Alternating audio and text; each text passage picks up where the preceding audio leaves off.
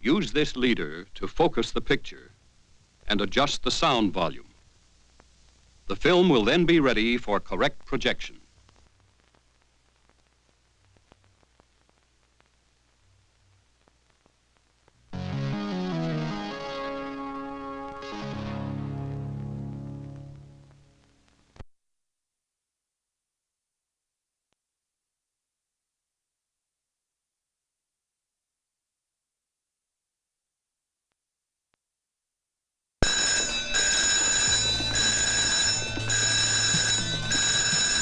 When the fire alarm sounded, everyone was worried. Would everyone get out all right? Would everyone know what to do? What if an exit was blocked by fire or smoke? Well, there was lots of smoke, and the fire department came.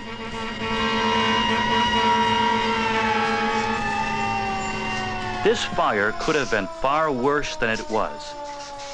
But everyone got out safely, and there's a very good reason why.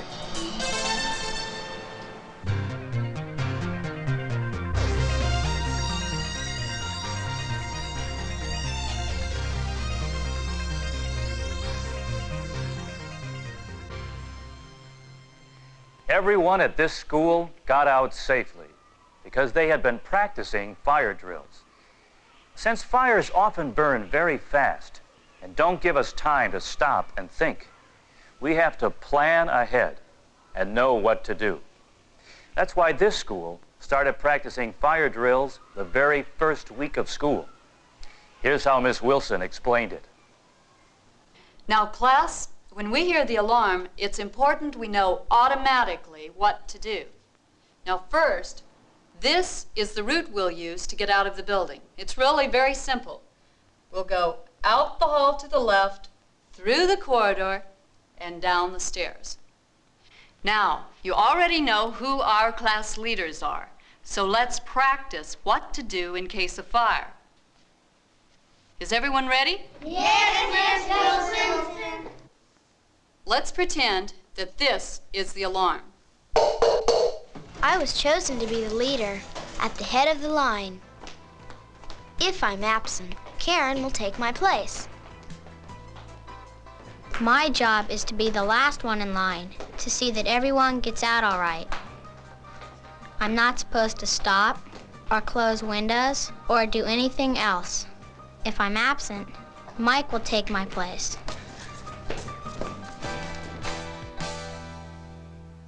When Miss Wilson told me to, I opened the door and we all started out. We moved right along and we were careful to stay in line.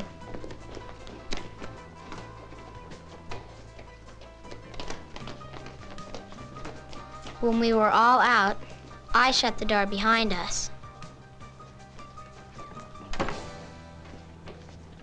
Now, what if your regular exit is blocked by fire or smoke? That's why you must have another way out, an alternate route. This alternate route should also be planned and practiced ahead of time, because in a real fire emergency, you won't have time to decide what to do. As we just practiced, this is our regular route here. But if there's too much fire or smoke, we have an alternate route here and can go out this way. Now, this is our plan anytime we can't use the regular way. Now, let's practice our alternate route so we'll know two ways to leave the building.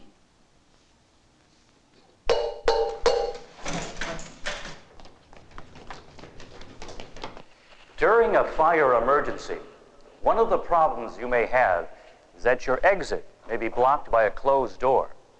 In that case, it's very important to know what to do. First of all, don't open the door until you've followed these instructions. Now, in our classroom, we have windows in the doors and can see if there's fire or smoke in the hall. But if you're someplace that has a solid door and you can't see, what you should do is carefully put the back of your hand on the door If it's hot, don't open the door because the fire could be on the other side. What you should do is turn around and use another escape route.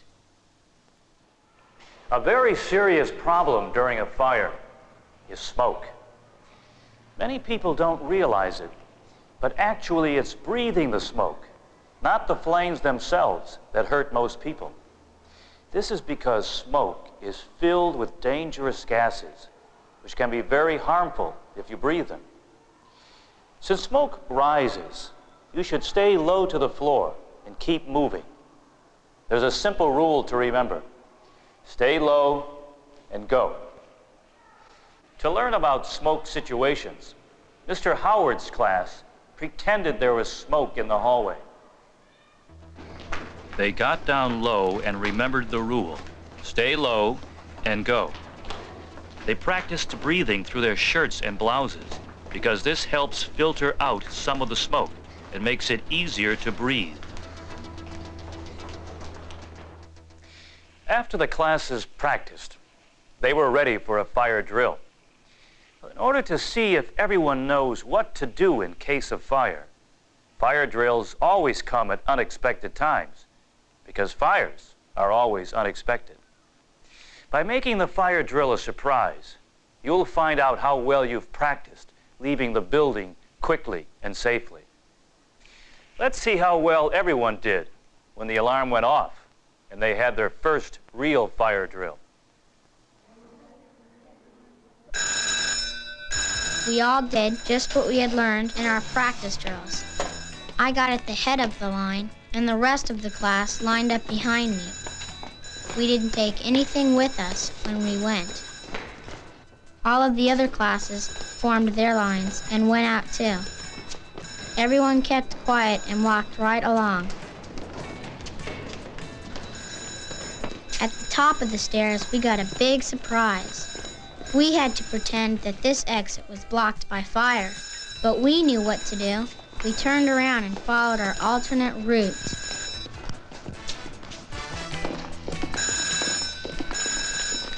My class ran into a problem on the first floor, but we remembered the rule, stay low and go, and that's just what we did.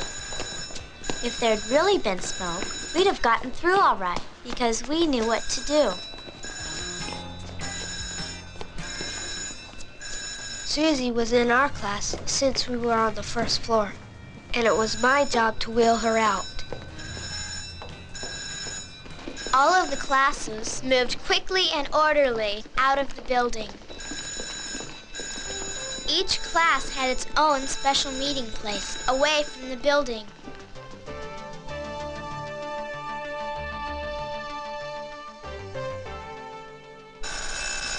When the drill was over, a special bell was rung to let us know we could go back inside.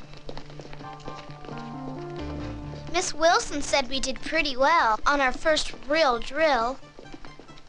We felt we'd even do better the next time.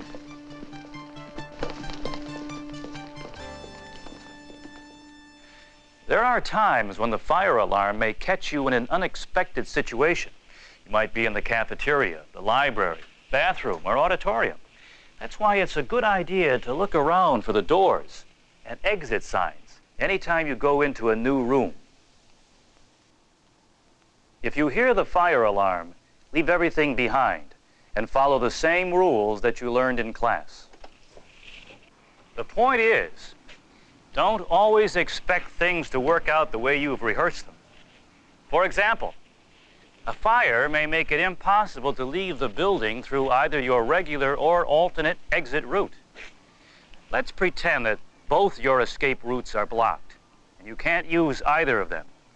Then what do? Let's see what Mrs. Anderson's class did when both their escape routes were blocked. If both your escape routes are blocked, go back into your room and close the door. If there's smoke, get down low and move close to the windows.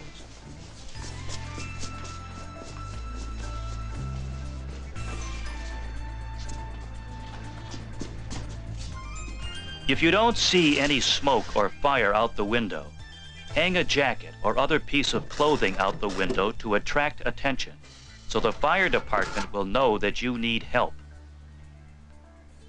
If possible, open windows to help clear any smoke from the room. Besides knowing exactly what to do in case of fire, so that everyone gets out safely, there's something else to know about. What if you're the one to discover a fire? What do?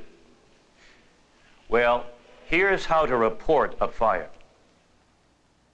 Now, if you smell smoke or discover a fire here at school, tell the first adult you see. That person will then notify the office by using an intercom, such as this one. Someone in the office will then sound the fire alarm bell and call the fire department.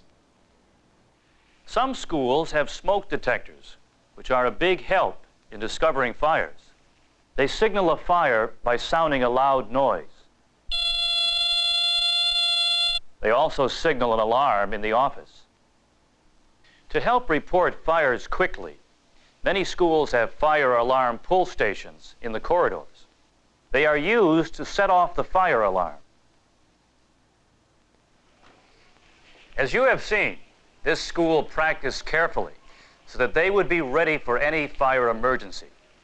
They knew the chances were slim that a real fire would actually happen. But when the alarm sounded, they knew what to do.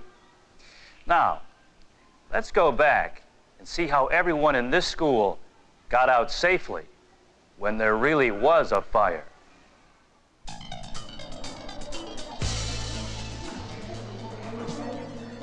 Miss Wilson asked me to take some papers to the principal's office.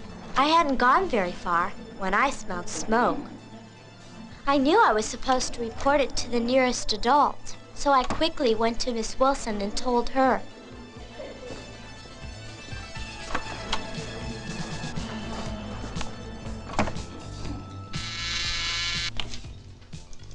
Office. This is Miss Wilson in room 6. We can smell smoke in the hall. You'd better sound the alarm and call the fire department. Right away. Because we had all practiced so carefully, we knew what to do. I took Jerry's place at the end of the line because he had gone to the library. I was kind of worried about him, but I was sure he knew what to do.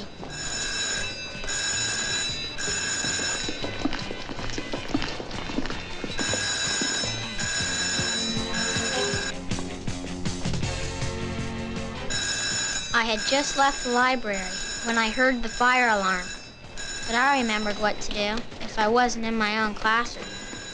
I joined the nearest class, Mr. Howard's, and went out with them.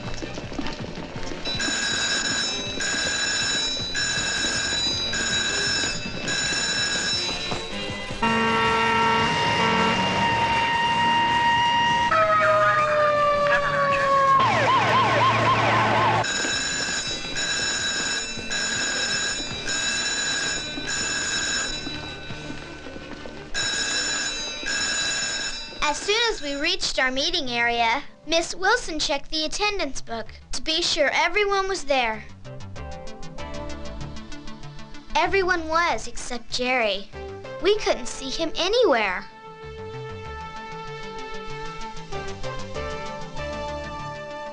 When we got to the place where they were supposed to meet, I asked Mr. Howard if I could join my own class. He gave me permission, and I reported to Miss Wilson. I was sure glad to see my classmates, and they were glad to see me, too.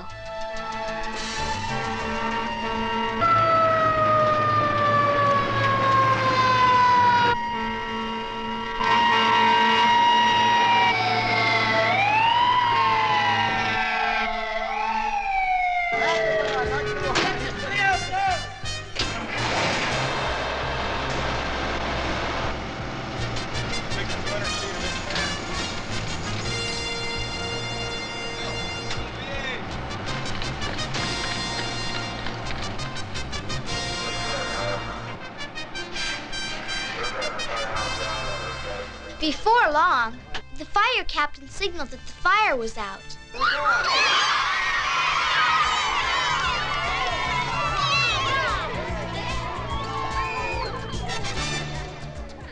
Our principal, Mr. Scott, thanked the firemen for getting the fire out.